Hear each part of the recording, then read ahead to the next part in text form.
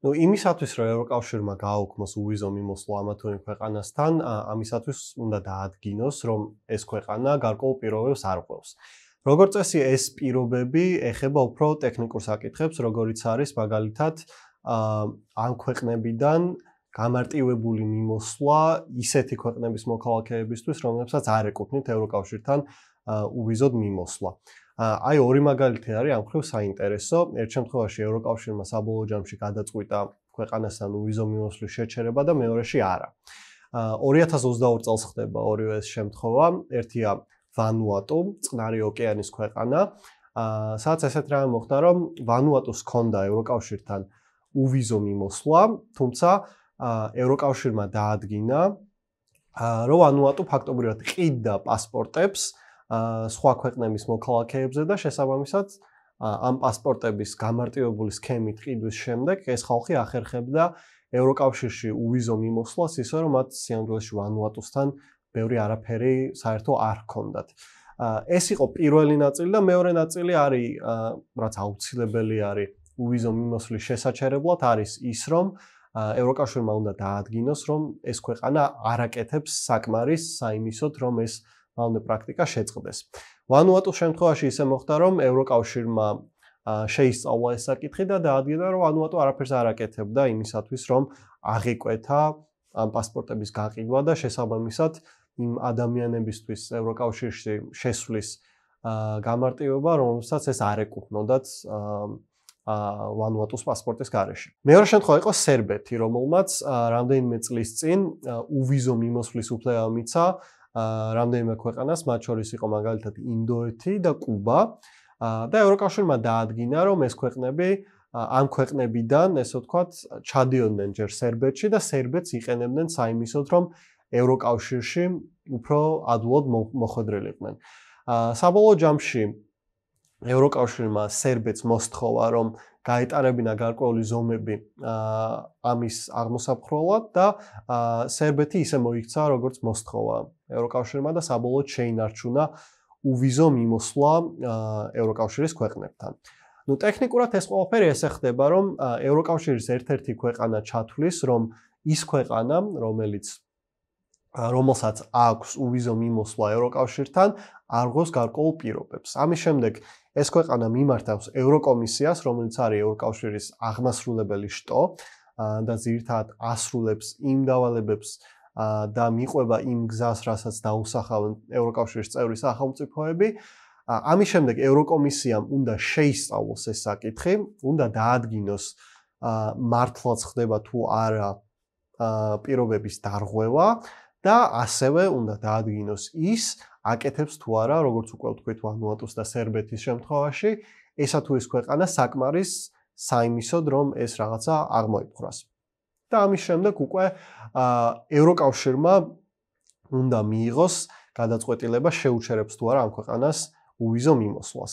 გადაწყვეტილება მიიღება ევროკავშირის საბჭოში კვალიფიციური უმრავლესობით. ევროკავშირის საბჭო არის ევროკავშირის ორგანო, სადაც თავს იყრიან ევროკავშირის ყველა წევრი სახელმწიფოს მინისტრები ამა თუ იმ თემატიკის მიხედვით. და საბოლოო გადაწყვეტილების მიღება ხდება კვალიფიციური უმრავლესობით. კვალიფიციური უმრავლესობა ცოტა ჩახლართული სისტემა არის და ეს გულისხმობს ევროკავშირის წევრების მინიმუმ 55%-ს, რომლებიც წარმოადგენენ ევროკავშირის მოსახლეობის 65%-ს მაინც. თქვენ წარმოიდგინეთ ევროკავშირს იმის გასამარტივებლად, რომ დაითვალონ როგორ გამოითვლება, ესე იგი ეს კვალიფიციური უმრავლესობა, აქვს აპლიკაციაც კი. და შეგიძლიათ რომ თქვენით გამოითვალოთ მაგალითად ესა თუ ის ქვეყანა მიცემს ხმას თუ არა, იმის მიხედვით დამტკიცდება თუ არა ესა თუ ის გადაწყვეტილება. მე ეს აპლიკაცია ამ ჩაწერისთვის გადმოვიწერე, ისე არ მაქვს რა ვიცოდეთ. ხო და გარდა ამისა, გარდა ამ ტექნიკური საკითხებისა, როგორიც არის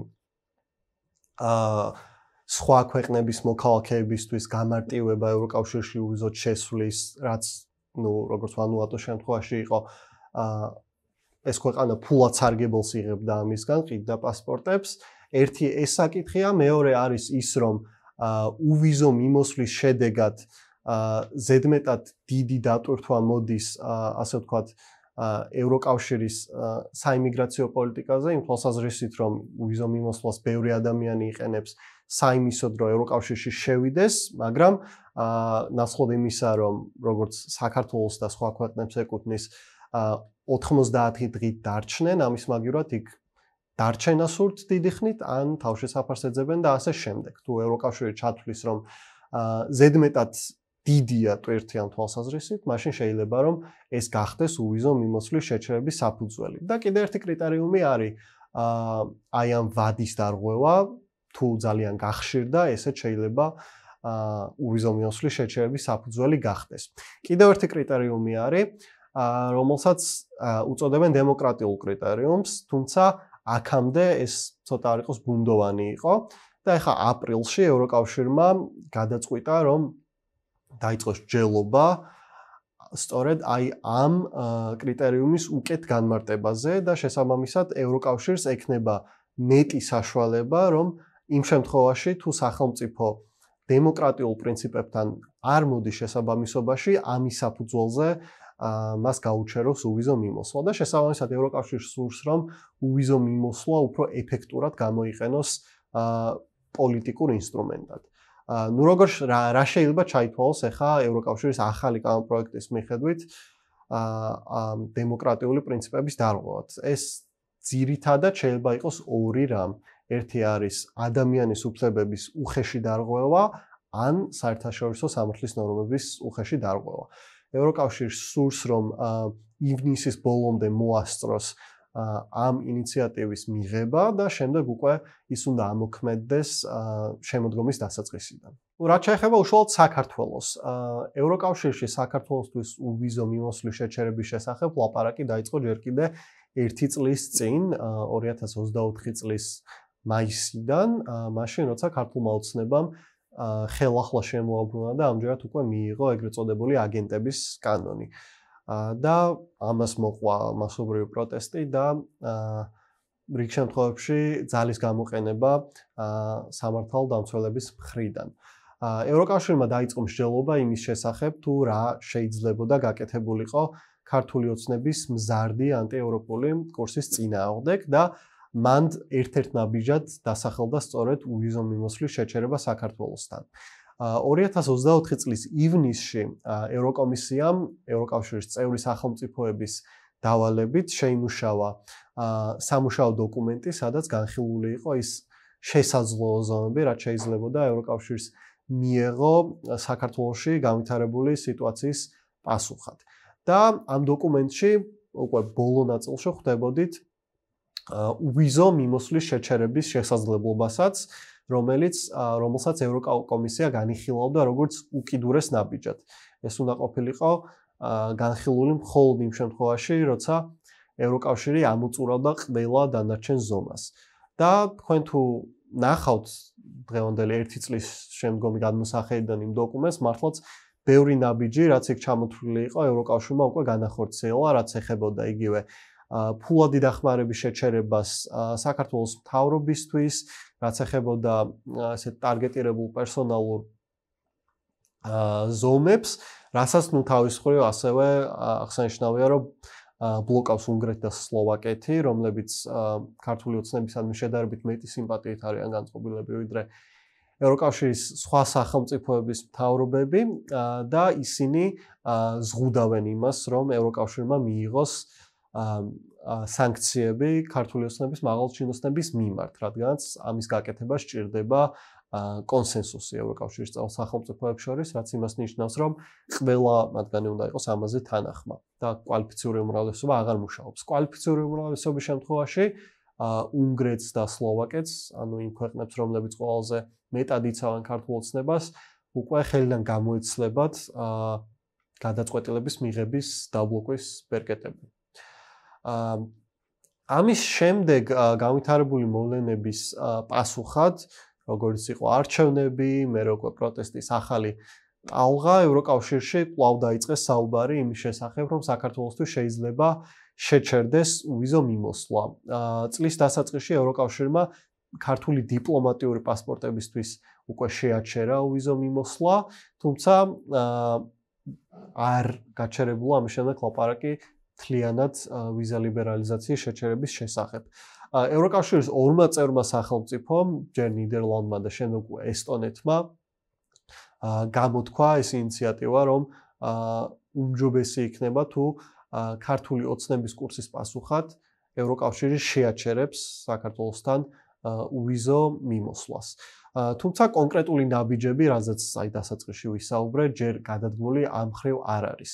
რაც შეეხება იმას, თუ რა გავლენა შეიძლება იქონიოს ევროკავშირის ახალმა პოლიტიკამ ვიზა ლიბერალიზაციის შეჩერების შესახებ საქართველოზე, პასუხი არის, რომ კი შეიძლება იქონიოს, იმიტომ რომ საქართველოს შემთხვევაში სწორედ ამ დემოკრატიული უკუსვლის კონტექსტში მიდის ლაპარაკი ვიზა ლიბერალიზაციის შეჩერებაზე და არა იმ ტექნიკური საკითხების გამო, რაც ეხებოდა ხსენებულ ვანუატუსა და სერბეთს. რაც შეეხება საქართველოსთან დაკავშირებით, რა თქმა უნდა, ამის არანაირი საფუძველი არ არსებობს და ზოგადად დღეს უსმენდი ინტერვიუ იყო გერმანიის ელჩთან, რომელსაც თქვა, რომ ვიზა ეს არის პრივილეგია და ნუ ჩვენ უნდა დავაფასოთ და ასე ვიყოთ. ცოტა სიმართლე გითხრათ, აი ეს აროგანტულობაც, რომელიც სამწუხაროდ გერმანიის ელჩს ახასიათებს გაუგებარი მიზეზების გამო არის საიდან მოდის. ღვთიური მანანა არის ვიზა უვიზო მიმოსვლა, ჩვენც უვიზო გვაქვს გერმანელებისთვის და რა? ეს ის ხომ არ არის რაღაცა ზემოდან ქედმაღლული ყურება პერიფერიისთვის, რომ ჩვენზე მოდის რაღაცა ესე ვთქვათ გარკვეული მათი გადმოსახედიდან ასე ვთქვათ მადლი, რომ აი გაძლევთ შესაძლებლობას შემოხვიდეთ. ბოდიში მომითხოვია ყველასთან, მაგრამ ეს უვიზო მიმოსვლა გულისხმობს ქართველი ტურისტის წასვლას გერმანიაში, საფრანგეთში, იქ ფულის დახარჯვას და იქ ეკონომიკაში ფულის შეტანას. დღეს რომ ევროკავშირის ეკონომიკური ზრდა საშუალოდ არის 1% და საქართველოში 10%. ეს იმიტომ არის, რომ ჩვენ ვფიქრობთ ეკონომიკურად სწორად და სხვებს რომ 1%-იანი აქვს და უნდათ რომ ზრდა ქონდეთ, თუ ვიზები ჩაკეტეს, არავინ არ შეუშვეს ტურისტი და ფული არ ხარჯა იმ ქვეყანაში, ესეც არ ექნება. ამიტომ ხო, ზეციური სიმართლე ვთქვა, არ ვიცი რას ნიშნავს, ამაზე პოლიტიკოსებმა და შესაბამისმა ექსპერტებმა იმსჯელონ. რაც შეეხება ხა ბატონი პაპუაშვილი მართალია იმ თვალსაზრისით, რომ ევროკავშირისთვის ეს მართლაც არის პოლიტიკური ინსტრუმენტი და ევროკავშირი მართლაც ცდილობს საქართველოს ხელისუფლებაზე გავლენა მოახდინოს. თუმცა საბოლოო ჯამში უკვე ჩვენმა მაყურებელმა და ქართველმა ამომრჩევლმა უნდა განსაზღვროს უღირს თუ არა უვიზო მიმოსვლის დაკარგვა იმ ყველაფრის ფასად, რაც ქართულმა ოცნებამ გააკეთა და სუფთა პრაგმატული თვალსაზრისით ჯობია შევხედოთ, რა მოუტანა ქართულმა ოცნებამ საქართველოს და რა გადაწონის ეს თუ არა იმას, რა დანაკარგიც იქნება უვიზო მიმოსვლის დაკარგვა საქართველოსთვის ევროკავშირთან. ეს თითოეული ადამიანის გადასაწყვეტი არის, არ ვიცი თუ იმისთვის ღირდა, კი ბატონო. ეს არის, რა თქმა უნდა, ძალიან დიდი გაზვიადება. საქართველო არის ძალიან პატარა ქვეყანა ევროკავშირის მასშტაბს თუ შევადარებთ, ძალიან ცოტანი ვართ და გარდა ამისა, არც მდიდრები ვართ, რამდენიც არ უნდა ამტკიცოს ბატონმა პაპუაშვილმა, რომ ჩვენი ეკონომიკა ევროკავშირისაზე 10-ჯერ უფრო სწრაფად იზრდება. კი, დღეს შეიძლება საქართველოს ეკონომიკის ზრდის ტემპი უფრო მაღალი იყოს ვიდრე ევროკავშირის ეკონომიკის ზრდის ტემპი, მაგრამ საქართველოს ამის და მიუხედავად ძალიან ბევრი წელი დასჭირდება იმისთვის, რომ დაეწიოს ევროკავშირის ყველაზე ღარიბ ქვეყანასაც კი. ათეულობით წელი იქნება ამისთვის საჭირო. შესაბამისად, ცოტა არ იყოს ღიმილის მომგვრელია, როცა ლაპარაკობენ იმაზე, რომ ევროკავშირი დაკარგავს ეკონომიკურად თურმე რაღაცას თუ საქართველოსთან შეჩერდება უვიზო მიმოსვლა. ეს არასერიოზული არგუმენტია ჩემი აზრით. მეორე მესიჯი რაც გვესმის ხოლმე არის ის, რომ უვიზო მიმოსვლა შესაძლოა წინააღმდეგობაში მოდიოდეს პატრიოტიზმთან და სუვერენიტეტთან. მაგალითად, ნინო წილოსანი Facebook-ზე წერს, რომ ეს უვიზო მიმოსვლა არის კომფორტი, მაგრამ თუ კომფორტი წინააღმდეგობაში მოდის პატრიოტიზმთან, ქართველი ხალხი ყოველთვის რჩებოდა და დარჩება თავისი ქვეყნის პატრიოტადო. და სოზერ სუბარი წერს ასევე. ნამდვილად არ მაქვს ისეთი ცუდი წარმოდგენა ქართულ ხალხზე, რომ მისთვის ვიზა ლიბერალიზაცია უფრო მნიშვნელოვანი იყოს, ვიდრე იმ ანტიეროვნულ და ანტიქრისტიანულ პოლიტიკაზე უარის თქმა, რომლის ჩვენთვის თავს მოხმოვასაც Deep State-ი ცდილობსო. და ნუშალო პაპუაშვილმაც არაერთხელ აღნიშნა, რომ უვიზო რეჟიმის შეჩერებაზე საუბარი ერთგვარი შანტაჟია ევროპის მხრიდან. შესაძლებელია თუ არა, რომ რეალურად საქართველოს მოსახლეობას დაუდგეს არჩევანი ეროვნულობასა და ვიზა ლიბერალიზაციას შორის. ეს ძალიან კომპლექსური იდეა არის და მე ძალიან მიჭირს ქალბატონი წილოსანის აზრების გაგება სიმართლე რო გითხრათ, ამიტომ ამაზე ძალიან მიჭირს სერიოზული პასუხის გაცემა, იმიტომ რომ არ ვიცი, რთულია ძალიან დაინახო წინააღმდეგობა, როგორ შეიძლება დაკარგოს ქვეყანამ სუვერენიტეტი თუ ადამიანები ევროკავშირში ივლიან ვიზების გარეშე. მე მიჭირს ამის გაგება და ქალბატონ წილოსანს თუ ესმის ვისურვებდი რომ უკეთ აგვიხსნას და იქნებ მეც გავიგო.